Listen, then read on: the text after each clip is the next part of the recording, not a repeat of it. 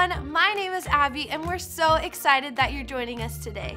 Today we're talking about the story of Elijah and the widow of Zarephath. Elijah needed food to eat, so God told him to go to a certain widow that would give him some food. The widow was very poor, but she chose to obey God and give her last meal to Elijah. God provided for both Elijah and the widow.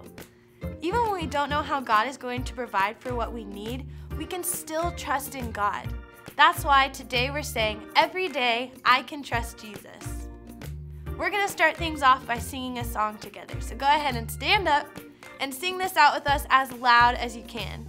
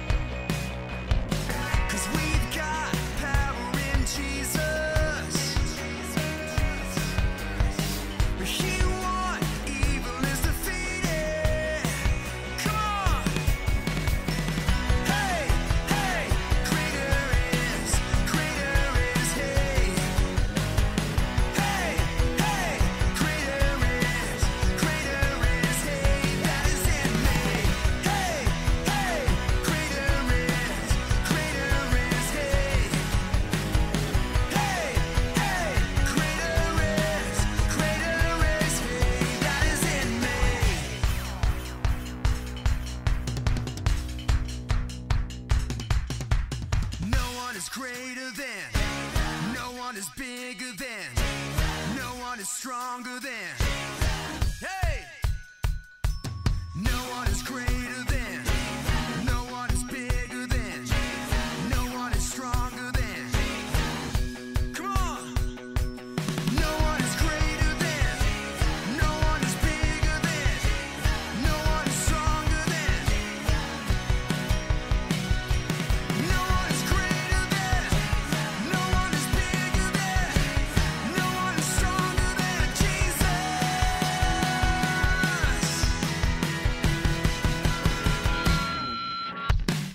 Hey, hey, greater is, hey. Hey, hey, greater is, hey, that is in me. Hey, hey, greater is, hey. Hey, hey, greater is, hey, that is in me. Greater is,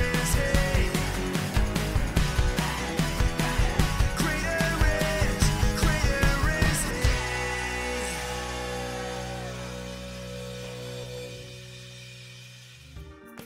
You guys sounded amazing. Thank you so much for singing along with us.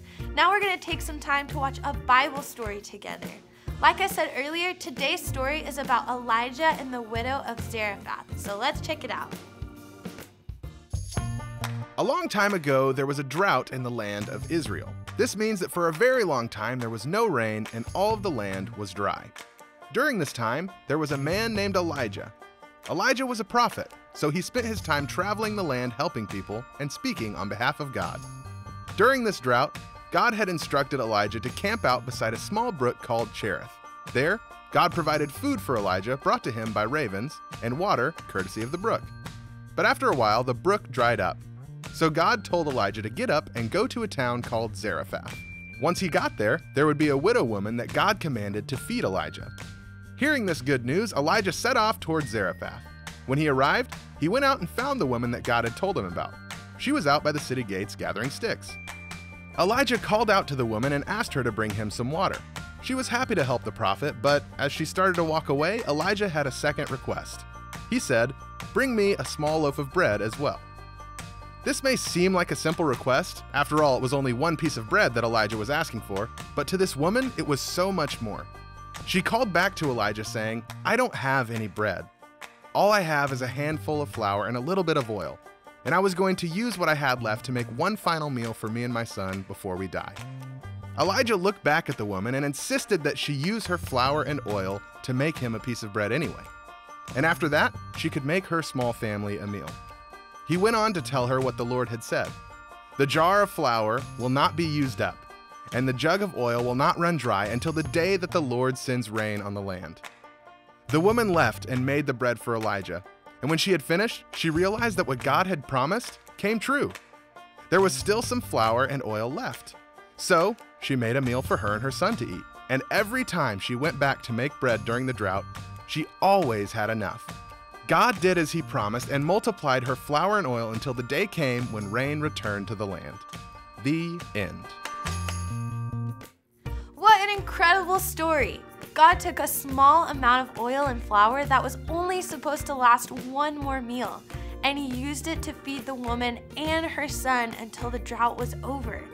I would encourage you to pause the video here and take a couple of minutes to talk about the Bible story that we just watched. Imagine being the widow woman's son. You're starving and your mom just left to gather some sticks so she could cook one more meal before you die. Then she comes back and makes what little food you have and gives it to some stranger who just came into town. How do you think you would have felt if you were the widow woman's son in that moment? Then, once you're done talking about that, unpause the video and continue.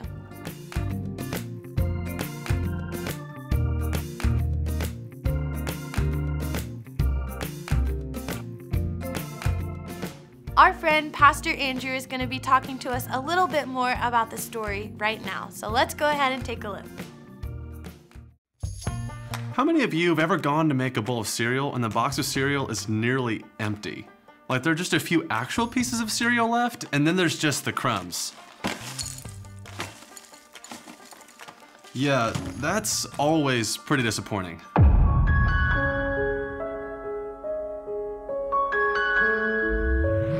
And then you go to the fridge only to realize there's barely enough milk left for your bowl.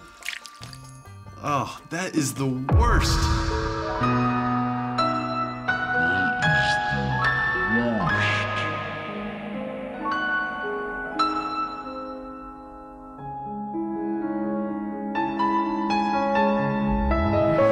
This is kind of what it was like for the boy in our story. His mom was getting ready to make them one last meal. They only had a little bit of flour and a little bit of oil to make some bread. It was kind of like they only had a little bit of cereal left and a little bit of milk for it. Now, how would you feel if you were the kid in our story? Not only was there not much left, but it was the last meal in the kitchen. His mom went to go prepare that meal, and when she came back, she tells him that she is going to give the meal away to someone else who needed it. How would you feel in that moment? What would you say to your parent? Honestly, I would be confused. I'd probably even be afraid. I'd say something like, "But now there isn't enough for us. What are we gonna eat? Where are we gonna get food?" His mom in the story didn't know the answer to those questions, but she trusted that God did have the answers. She trusted that God was gonna provide for her and for her son, and so she decided to give the food to Elijah. Just like Elijah told the widow, God did not let them run out of food. Their flour and oil did not run out. God gave them what they needed to survive. It would kind of be like giving away that last bowl of cereal and then going back to the pantry and there's more cereal in the box. And then you go to the fridge and somehow there's just more milk in the jug. You see, the widow and her son in the story didn't know where more food was going to come from, but they trusted that God would provide for them.